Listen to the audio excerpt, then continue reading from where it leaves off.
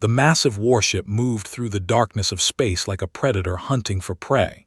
Its name was the Fang of Dominion, and it belonged to the Empire. There were wolf-like creatures who stood over 2 meters tall. They had thick gray fur, sharp claws, and teeth that could tear through metal. For thousands of years, they had conquered planet after planet. They believed they were the strongest species in the galaxy, and no one had ever proven them wrong. Grand Alpha stood on the bridge of his ship, watching the stars through the massive window. He was larger than most, with scars covering his face from countless battles. His yellow eyes showed no mercy, no kindness. He had killed his way to power, and he enjoyed every moment of it. Grand Alpha, one of his officers, called out, "We have detected a ship, human vessel. It appears to be damaged and drifting." Lips pulled back to show his fangs.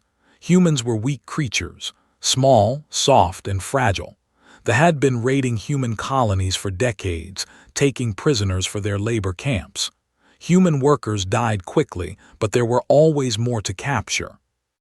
"Bring us closer," commanded. "Prepare boarding parties." The human ship was called the Morning Star. It had been carrying refugees away from the outer colonies when its engines failed. Inside the ship, 847 humans waited in fear. They had heard stories about They knew what would happen if they were captured. Among the passengers was a 12-year-old boy named. He sat in the corner of the cargo hold, holding his younger sister close to his chest. Was only 8 years old, and she was crying quietly. Their parents had died 2 years ago during an attack on their home planet. Their grandmother had taken care of them since then. "It will be okay," whispered to his sister, even though he did not believe his own words. "I will protect you." Their grandmother, a small woman with gray hair and kind eyes, knelt beside them. She reached into her bag and pulled out a folded piece of cloth. It was a flag, old and worn, with red and blue colors and a circular symbol in the center. "This belonged to your grandfather," she said softly. "He carried it when he left Earth many years ago. It reminded him of home, of who we are." She pressed it into his hands. "No matter what happens, remember where you come from. Remember that you are stronger than you know." Before could respond, the ship shook violently. They had arrived. The boarding was fast and brutal. Soldiers poured into the ship, their weapons ready. They showed no mercy to anyone who resisted. The humans were gathered in the main cargo hold, forced to stand in lines while officers walked among them, examining them like animals at a market. Entered the hold and looked at the prisoners with disgust. "Separate the adults," he ordered. "They will work in the mines on 7, strong ones in the front, weak ones in the back." A young officer named stood near the back of the hold, watching silently. She was different from the other. She had spent years studying other species, including humans. She knew they were not as weak as her people believed, but she kept these thoughts to herself. Speaking against the Grand Alpha meant death. One of the soldiers grabbed grandmother and pushed her toward the line of adults. Tried to hold on to her, but another soldier threw him to the ground. "Grandmother!" screamed, reaching for the old woman. "Be brave," their grandmother called back, tears in her eyes. "Take care of each other. I love you both." Then she was gone, pushed through the door with the other adults. Walked through the remaining crowd, looking at the children who had been left behind. There were 203 of them, ranging from 5 years old to 16. Some were crying. Others stood frozen in fear. All of them had just watched their families being taken away. "What about these?" one of his officers asked. "The young ones." Looked at the children with contempt. "They are useless, too small to work, too weak to fight. They would cost more to feed than they are worth. Should we kill them?" Considered this for a moment, then shook his head. "Waste of ammunition. There is a dead moon nearby. Leave them there. Let them learn what happens to the weak in this galaxy." Felt her stomach turn. She wanted to speak up, to say something, but fear kept her silent. She watched as the children were herded onto transport shuttles, still crying, still calling for their parents. held his hand tightly as they were pushed onto the shuttle. He clutched the flag against his chest with his other hand. Around him, other children sobbed and screamed. Some of the younger ones did not understand what was happening. They kept asking for their mothers and fathers. The shuttle flew for what felt like hours. When it finally landed, the doors opened to reveal a gray, lifeless world. The sky was dark, filled with distant stars. The ground was covered in rocks and dust. There was nothing else. No trees, no water, no buildings. Nothing. "Get out," the pilot growled. "All of you now." The children stumbled out of the shuttle, shivering in the cold air. The atmosphere was thin but breathable. Barely. Looked around at the barren landscape, then back at the shuttle. "Please," he said to the pilot, "we will die here. Please do not leave us." The laughed, a harsh and cruel sound. "That is the point, little pup." Then the doors closed and the shuttle lifted off, leaving the children alone on the empty moon. Buried her face in her brother's chest. "What do we do?" she whispered. Watched the shuttle disappear into the dark sky. He thought about his grandmother's words. "Remember who you are. Remember that you are stronger than you know." He did not feel strong. He felt terrified, but he was also angry. They had taken everything from them. Their families, their homes, their future, and they had left them here to die like garbage. Looked at the other children around him. Some were still crying. Others were looking at him, waiting for someone to tell them what to do. He took a deep breath and raised his voice. "Listen to me, all of you. They think we are going to die here. They think we are weak. But we are not going to die. We are going to survive. And one day we are going to make them regret what they did to us." The crying slowly stopped. The children looked at, a small flame of hope appearing in their eyes. It was not much, but it was a beginning. On the Fang of Dominion, Grand Alpha had already forgotten about the children. They were nothing, just more weak creatures who would die in the darkness of space. He did not know that he had just made the biggest mistake of his life. 15 years had passed since they abandoned the children on the dead moon. In that time, everything had changed. The moon that they called Grave of Pups was no longer empty and lifeless. Where there had been only rocks and dust, there were now buildings made from scrap metal and salvaged materials. Underground tunnels connected living quarters, workshops, and training halls. Gardens grew under artificial lights, producing food from soil that the survivors had created themselves. A small city had risen from nothing, built by the hands of children who had refused to die. Stood at the entrance of the main assembly hall, looking out at the settlement they had built. He was 27 years old now, tall and strong, with sharp eyes that had seen too much hardship. His face carried scars from years of struggle, but his spirit remained unbroken. The flag his grandmother had given him hung on the wall behind him, a reminder of where they came from and what they were fighting for. "Brother," a voice called from behind him, walked up to stand beside him. She was 23 now, no longer the crying little girl from the shuttle. She had become the chief engineer of the settlement, a genius who could build anything from scraps and broken machines. Her hands were rough from years of work, but her mind was sharper than any tool. "The council is ready for you." Nodded and followed his sister into the assembly hall. The council of survivors sat waiting for him. They were the leaders of the settlement, chosen from among the original 203 children. Each of them had grown into something remarkable. They had thrown away garbage, and that garbage had turned into steel. Myra sat at the front of the council. She was the tactical leader, responsible for training their fighters and planning their operations. She had dark hair cut short for convenience, and her eyes were always calculating, always thinking 3 steps ahead. Next to her was their communications specialist. He was quiet and serious, a man who spent most of his time listening to signals from across the galaxy, searching for information about their enemies. "We received a response," announced as took his seat. "The distress beacon we sent 2 years ago finally reached Earth. A rescue fleet is on its way. They will arrive in 3 months." Murmurs spread through the council. Some faces showed relief. Others showed concern, raised his hand for silence. 3 months, he repeated slowly. That is good news, but it is not good enough. What do you mean?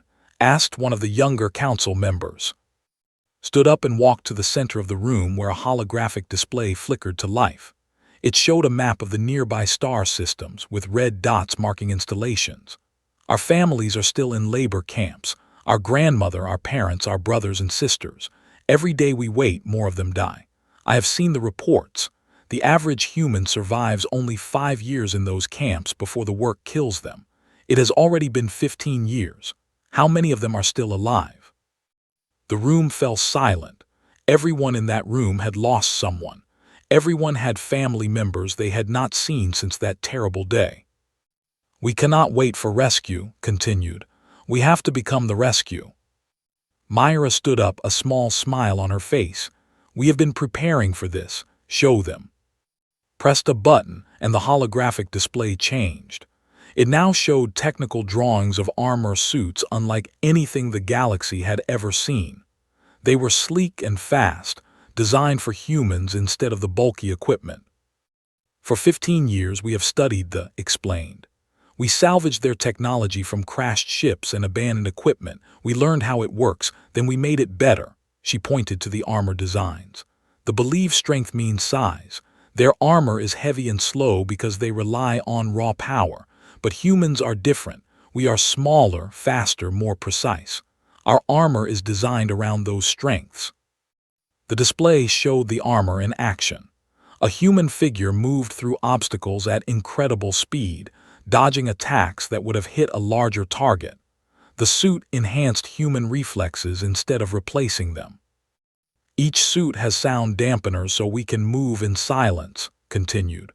Thermal masking so we cannot be detected by heat sensors. Enhanced vision for fighting in darkness. We do not fight like we fight like ghosts. Pulled up another display. We have mapped every patrol route in this sector. We know when their ships come and go.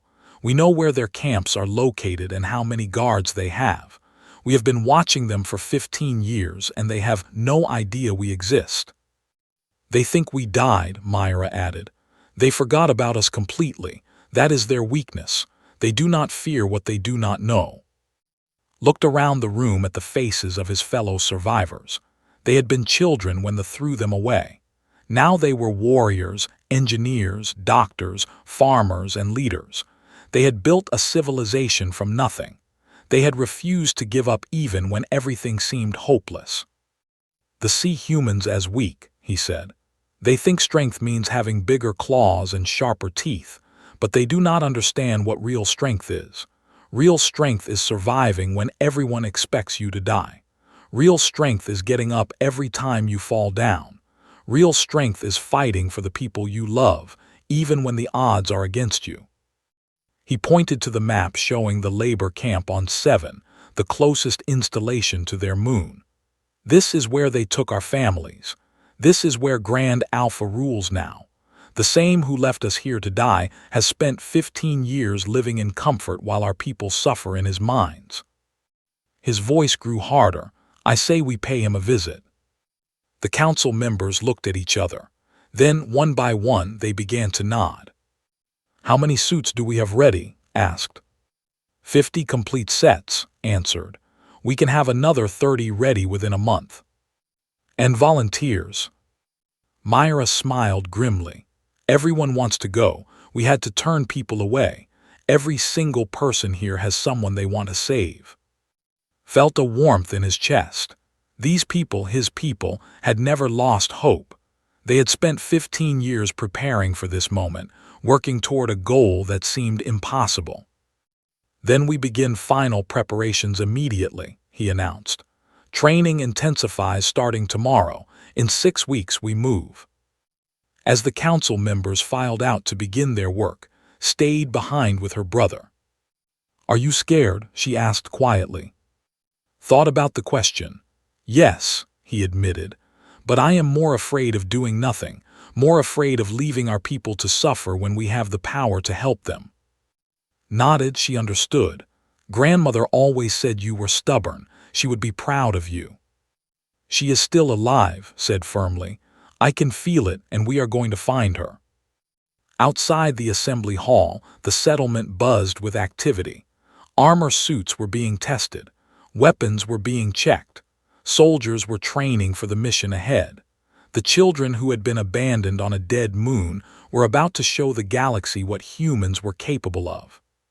They had tried to throw them away. Instead, they had forged them into something dangerous, something that would not stop until every human prisoner was free. The cubs had grown claws of their own, and they were ready to hunt. The labor camp on 7 was a place of misery and death. It sat in the middle of a rocky desert, surrounded by walls made of thick metal. Guard towers stood at every corner, armed with powerful weapons. Inside those walls, more than 10,000 human prisoners worked in the mines every day, digging for precious minerals that the Empire needed for their war machines. They worked until their bodies broke, and then they were replaced by new prisoners from new raids. Grand Alpha had become the governor of this planet. It was a reward for his years of loyal service to the Empire. He lived in a tower at the center of the camp, eating rich food and sleeping on soft beds while the humans suffered below him.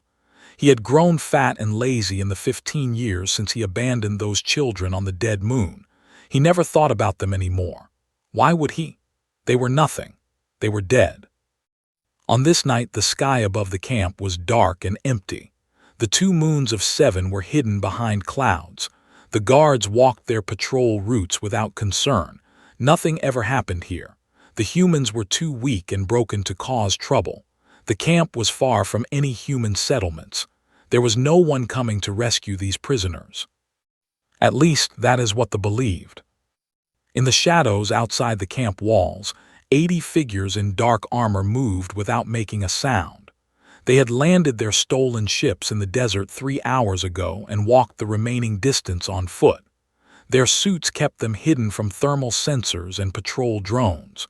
To the equipment, they did not exist. Led the first squad toward the eastern wall. His armor was painted with the image of a tiger, a symbol his grandmother had told him stories about when he was young. On his shoulder, Korean characters spelled out words that kept him focused. "We remember."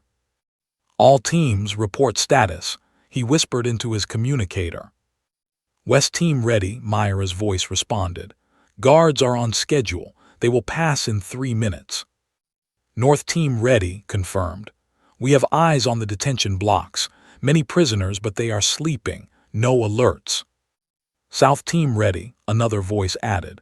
"Power station is in sight, waiting for your signal." Checked the time on his display. Everything was going according to plan. They had studied this camp for months, learning every routine, every weakness. They were creatures of habit. They did the same things at the same times every day. That made them predictable. Predictable enemies were easy to defeat. "South team, kill the power on my mark," ordered. "All teams prepare to move. Remember your training, fast and quiet. We are not here to fight an army. We are here to free our people." He counted down silently. 3, 2, 1. Mark! The lights across the entire camp went dark. Emergency alarms tried to sound, but they died before they could make noise. The South team had not just cut the power. They had destroyed the backup generators as well. The camp was blind. "Move," commanded. The armored figures flowed over the walls like shadows. In the darkness, the guards stumbled around in confusion. Their natural night vision was better than humans, but they had grown dependent on their technology. They expected sensors to warn them of threats. They expected lights to show them their enemies. Without those things, they were lost. Myra's team reached the first guard tower. The 2 inside never saw her coming. She moved through them like water, fast and precise. Her weapons made no sound. By the time the guards hit the floor, she was already moving to the next target. Across the camp, similar scenes played out. The armored humans did not fight like soldiers. They fought like hunters. They struck from the shadows, silent and deadly, then disappeared before anyone could respond. The guards called for help, but their communications were jammed. They fired their weapons into the darkness, but they hit nothing. It was like fighting ghosts. Led his squad to the eastern detention block. The doors were locked, but had given him tools that could open anything they built. Within seconds, the doors slid open. Inside, hundreds of humans lay on thin mattresses, sleeping the exhausted sleep of people who worked until their bodies gave out. The noise of the opening door woke some of them. They looked up with tired, frightened eyes, expecting to see guards coming to drag them to another shift in the mines. Instead, they saw armored figures with human shapes, figures who moved carefully, gently, trying not to scare them. Removed his helmet. His face was older now, but his grandmother would still recognize him. She had to. "We are here to take you home," he announced, his voice thick with emotion. "All of you, the nightmare is over." For a moment, no one moved. The prisoners could not believe what they were hearing. After so many years of suffering, hope seemed impossible. Then an old woman pushed herself up from her bed. She was thin and frail, her hair white and her hands shaking. But her eyes were sharp as she looked its face. She whispered, "Is that you, my grandson?" Felt tears running down his cheeks. "Yes, grandmother, it is me. I am sorry it took so long." The old woman let out a sob and reached for him, caught her in his arms, holding her gently like she might break. Around them, other prisoners began to stir. Other armored figures began revealing their faces, and all across the detention block, families that had been separated for 15 years began to find each other again. But could not celebrate yet. He had his own mission, his own target. He moved through the camp toward the central tower where Grand Alpha lived. His squad cleared a path for him, taking down every guard that stood in the way. They tried to organize a defense, but they were too slow, too confused. By the time they figured out what was happening, it was already too late. Myra's voice came through his communicator. "We have found the main prisoner records, cross-checking with our list now." There was a pause, then her voice softened. "Your grandmother is here, Block 7. She is alive." Felt his heart stop for a moment. Alive. After 15 years, she was still alive. "Send someone to get her," he ordered, keeping his voice steady. "I have unfinished business with the Alpha." "Understood, be careful." Approached the central tower. The building was heavily fortified, with thick doors and reinforced walls, but no fortress could stop humans who had spent 15 years preparing for this moment. He planted charges on the door and stepped back. The explosion was small and controlled, just enough to open a path. Inside, he could hear voices shouting in alarm. "Good, let them be afraid. Let them know how it felt to be helpless against something they did not understand." Stepped through the smoke and into the tower. His armor systems highlighted targets in the darkness. Guards rushed toward him, and he moved to meet them. They were bigger than him, stronger. They had claws and fangs and years of training. But had something they did not. He had rage. He had purpose. And he had 15 years of hate burning inside him, waiting for this moment. The guards fell one by one. They could not track his movements. They could not predict his attacks. He was faster than anything they had ever fought. When the last guard hit the ground, stood in the hallway leading to his chambers, he took a deep breath and walked forward. It was time for the Alpha to meet the cub he had thrown away. Grand Alpha had heard the explosions and the screams. He had tried to call for help, but his communications were dead. He had tried to access the security systems, but the power was gone. For the first time in many years, felt something he had almost forgotten: fear. He stood in his command chamber at the top of the tower, surrounded by his 12 elite guards. These were the best warriors in the sector, each one hand-picked for their size and strength. They carried the most powerful weapons available. Their armor was the finest the Empire could produce. Together, they had never lost a battle. "Seal the doors," commanded, trying to hide the trembling in his voice. "Whatever is out there, it will not get through." The guards obeyed, activating heavy metal barriers that slid into place. The chamber became a fortress within a fortress. Nothing could break through those doors. Nothing could threaten them here. Then the lights on the control panel blinked, and the doors began to open. Stared in disbelief. That is impossible. Those locks are unbreakable. Apparently not. One of his guards growled, raising his weapon. The doors finished sliding open. For a moment there was only darkness beyond. The guards aimed their weapons, fingers ready on the triggers. They expected an army. They expected a swarm of enemies. Instead, a single figure walked through the doorway. The figure was small by standards, barely reaching the chest of the shortest guard. Its armor was indented from the night's fighting, painted with the image of a tiger descending a mountain. On the shoulder, strange symbols were written in a language did not know. The figure stopped in the center of the room and looked at. Even through the helmet, the Grand Alpha could feel those eyes burning into him. "You," said slowly, recognition creeping into his mind like ice water. "I know you. You are human, one of the pups from the refugee ship." The figure reached up and removed its helmet. His face was calm, almost peaceful. He looked at the way a person might look at an insect. "You left us to die," said. His voice was quiet, but it filled the entire room. 203 children. You threw us on a dead moon like garbage. You took our families and made them slaves. You killed thousands of our people, and then you forgot about us." Tried to laugh, but the sound came out weak and hollow. "You were nothing, cubs without claws, weak little creatures who could not survive without your parents to protect you." He gestured at his guards. "And you are still nothing, one small human against 13 warriors. You have come here to die." "No," replied, "I have come here to show you something." "Show me what?" "What humans become when you try to destroy them." Snarled and waved at his guards. "Kill him." The 12 elite attacked at once. They were fast for their size, trained since birth for combat. Their weapons hummed with deadly energy. Their claws were extended, ready to tear through armor and flesh. "Moved."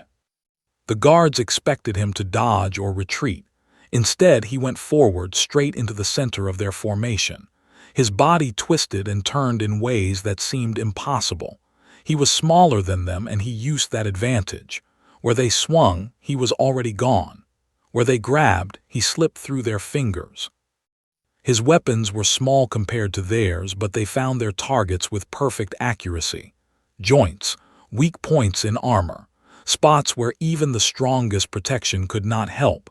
He did not try to overpower his enemies. He did not need to. He simply took them apart piece by piece. The first guard fell in 3 seconds, the second in 2 more. By the time the remaining guards understood what was happening, 5 of them were already on the ground. "How?" one of the guards screamed, swinging wildly. "How is this possible?" "You are bigger," answered, dodging the attack and striking back. "You are stronger, but you have never faced an enemy like me. You have never fought someone who has nothing to lose and everything to gain." Another guard fell. "You have never understood that strength is not about size. It is about will." The battle lasted 4 minutes. When it was over, all 12 elite guards lay motionless on the floor, stood among them, breathing hard but unbroken. His armor had taken damage, but he was still standing. Backed away until he hit the wall. His legs were shaking. His hands could not find a weapon. He had never felt this helpless in his entire life. "Please," he begged, his pride completely gone. "I am a Grand Alpha of the Empire. I have powerful friends, wealthy allies. I can give you anything you want. Money, ships, freedom for your people. Just spare my life." Walked toward him slowly. Each step echoed in the silent chamber. "Freedom for my people," he repeated. 15 years ago you could have given us that. You could have let us go. You could have ignored one small refugee ship and continued on your way. But you chose to attack us. You chose to take our families. You chose to leave children to die on a frozen rock." He stopped directly in front of, looking up at the creature that had haunted his nightmares for so many years. The Grand Alpha seemed smaller now, weaker, pathetic. Every choice has consequences, said. This is yours. He reached up and activated the recording device in his armor. A small light blinked to show it was working. This message is for the Empire, announced, his voice steady and clear. 15 years ago, you abandoned 203 human children believing we would die. We did not die. We survived. We grew strong. And now we have returned. He turned the camera towards terrified face. Your Grand Alpha attacked a peaceful refugee ship. He enslaved innocent people. He tried to murder children. Tonight, we freed 10,000 human prisoners from his camp. We destroyed his forces, and we are just getting started. Leaned close to, speaking directly to the camera. We are coming for every human you have taken, every camp, every ship, every world where our people suffer in chains. You cannot hide them from us. You cannot protect them from us, because we are not soldiers following orders. We are survivors with nothing left to fear. He stepped back from. Tell your emperor, tell your generals, tell everyone who has ever taken a human prisoner. The cubs you threw away are coming, and we are very, very angry. Ended the recording and stored it in his armor's memory. This message would spread across the galaxy. Every who had ever hurt humans would see it. They would know that they were no longer safe. What happens to me now? Asked in a small voice. You will stand trial, answered. Not a trial, a human trial. The families of everyone you killed, everyone you enslaved will decide your fate. That is justice. He turned and walked toward the door, leaving the broken Grand Alpha behind. His work here was done. Outside the tower, the first light of dawn was breaking over the camp. The prisoners were being gathered and moved to the captured ships. Medical teams were treating the sick and injured. Families were reuniting after years of separation. Myra met at the base of the tower. The camp is secured, all prisoners accounted for, minimal casualties on our side. She paused. Your grandmother is waiting for you, Block 7. Felt his heart beating faster. He had dreamed of this moment for 15 years, hoped for it, prayed for it, and now it was real. He walked through the camp toward Block 7. The freed prisoners watched him pass, their eyes filled with wonder and gratitude. They did not know who he was, but they knew he was one of the people who had saved them. In front of Block 7, a small group stood waiting, and in the center of that group was an old woman with gray hair and kind eyes. She was thinner than remembered, older, more fragile, but her spirit was unbroken. Grandmother, said, his voice breaking. She looked at him for a long moment, then smiled. The same warm smile he remembered from his childhood. I knew you would come, she said softly. I never stopped believing. Fell to his knees and embraced her gently. Tears streamed down his face. After 15 years of fighting, of surviving, of hopping, he was finally home. I am sorry it took so long, he whispered. You came, his grandmother replied, holding him close. That is all that matters. Around them, the sun continued to rise, bringing light to a place that had known only darkness for far too long. 6 months had passed since the liberation of 7. In that time, the survivors of the dead moon had not been idle.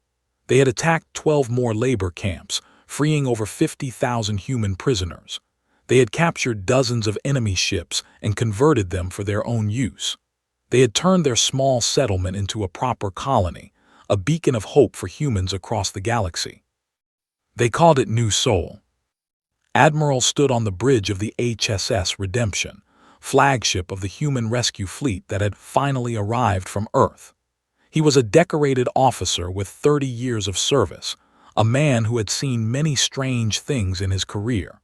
But nothing had prepared him for what he found when he reached the coordinates of the distress signal. Admiral, his communications officer called out, "We are being hailed by the colony." "Put it through." A young woman's face appeared on the main screen. She had sharp eyes and confident posture, wearing a uniform that did not recognize. "Welcome to New Sol, Admiral," the woman said. I am the chief engineer here. We have been expecting you." Stared at her in confusion. The distress signal said there were abandoned children here, survivors who needed rescue. Smiled slightly. "That signal was sent 2 years ago. Things have changed since then. Please bring your ship into orbit. We will prepare a landing area for you." The Admiral looked at his officers, who seemed just as confused as he was. "Very well. Redemption out." As the fleet moved into orbit around the moon, got his first look at what the survivors had built. The surface was covered with structures, lights, and activity. Ships of various sizes moved through the space above the colony. Some of them were clearly human designs. Others were vessels that had been modified with new markings and equipment. "How is this possible?" one of his officers whispered. "They were children, abandoned on a barren rock." "Apparently they did not stay children," replied. The Admiral's shuttle landed on a platform near the center of the colony. When the doors opened, he was greeted by a crowd of people. Some wore military uniforms. Others wore work clothes or medical outfits. All of them looked healthy, organized, and confident. Stepped forward to meet him. "Admiral, welcome. My brother will be here shortly. He is finishing a briefing with our military council." "Your military council," repeated slowly. "You have a military." "Of course. How else would we have liberated 50,000 prisoners from camps?" Opened his mouth to respond, but no words came out. Everything he was seeing contradicted everything he had expected. He had come prepared to rescue helpless survivors. Instead, he had found an army. A man approached from across the landing platform. He was tall and strong, with scars on his face and hands. He carried himself like a soldier, but there was something more in his eyes: wisdom, experience, pain that had been transformed into purpose. "Admiral," the man said, extending his hand. Thank you for coming, even if you are a bit late." Shook his hand, feeling the rough calluses on his palm. "The report said you were abandoned children, orphans left to die." "We were," agreed. 15 years ago they threw us away like trash. They thought we would die on this rock." He gestured at the thriving colony around them. "They were wrong." The Admiral looked around at the buildings, the ships, the organized activity. "How did you do this? You had nothing." "We had each other," said simply. "We had our will to survive, and we had something they never understood. We had hope." He began walking and followed. They moved through the colony, past workshops where engineers built new equipment, training grounds where soldiers practiced combat techniques, and medical facilities where recovered prisoners were being healed. "When they abandoned us, we had a choice," explained. "We could give up and die, or we could fight to live. We chose to fight. Every day we found new ways to survive. We salvaged technology from debris that fell on the moon. We grew food in caves where we created our own soil. We taught ourselves engineering, medicine, combat. We became everything we needed to be." They stopped at a large window overlooking a training hall. Inside, young soldiers practiced hand-to-hand combat while instructors watched and corrected their forms. "When we were strong enough, we started to fight back," continued. "We raided patrols. We stole their ships. We gathered intelligence on their camps and planned rescue missions.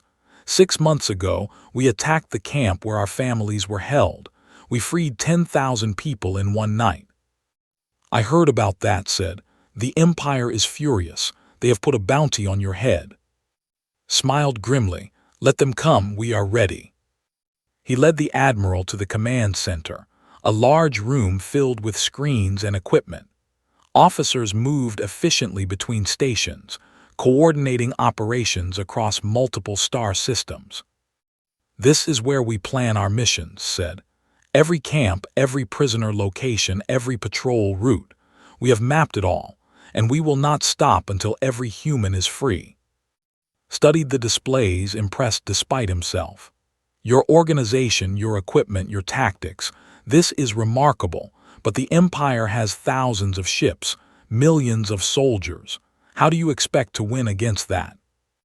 "We do not need to defeat their entire empire," replied. We just need to free our people. They are spread thin across many worlds, fighting many enemies. They cannot focus their full strength on us. And every time we attack, we grow stronger. We gain ships, weapons, and new recruits. They grow weaker. He turned to face the Admiral directly. But we would welcome help from Earth, your ships, your soldiers, your resources. Together, we could accomplish so much more. Was quiet for a long moment. He had come here expecting to rescue survivors. Now he was being asked to join a war. I will need to speak with my superiors, he finally said. This is beyond my authority to decide. Of course, nodded. Take all the time you need, but while you wait for orders, perhaps you would like to see something. He led to another section of the colony, a large open area where thousands of people had gathered. They were the freed prisoners from the rescued camps, standing with their families who had never stopped fighting for them. Old people embraced they had never met. Parents held children who had grown into adults. Tears flowed freely, but they were tears of joy. This is what we fight for, said softly. Not revenge, not glory, family, home, the simple right to live in peace. Felt something stir in his chest. He had been a soldier for 30 years, following orders and completing missions. But looking at these people, at the impossible thing they had achieved against all odds, he felt something he had almost forgotten. Inspiration. You know, he said slowly, I do not actually need to wait for orders. My mission was to rescue survivors. Technically, that includes everyone you have freed from camps. He smiled. And if those survivors happen to be fighting a war, well, I suppose I should help them survive that too. Extended his hand again. Welcome to New Seoul, Admiral. Shook it firmly. It is an honor to be here. That evening, a celebration was held for the arrival of the Earth fleet. The two groups shared food, stories, and hope for the future. For the first time in many years, the survivors felt like they were not alone. Help had finally arrived, and together they would continue the fight for freedom. Above the command center, a banner flew in the artificial wind. It showed a phoenix wrapped around a tiger, symbols of survival and strength. Below the images, Korean characters spelled out 3 simple words that captured everything the survivors had accomplished. We came back. And they were just getting started.